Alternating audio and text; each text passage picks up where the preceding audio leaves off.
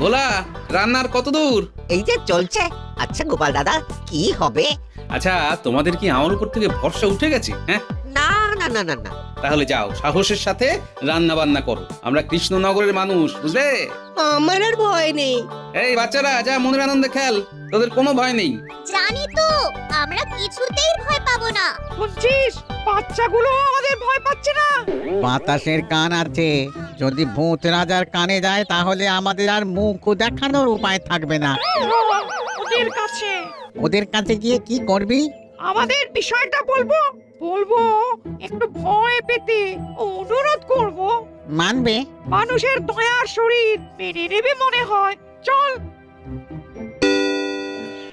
কি হলো, কি ঠিক করলে? আমাদের একটু ভয় পেলেই আমরা খুশি। তোমাদের আমরা কোনো ক্ষতি করব না।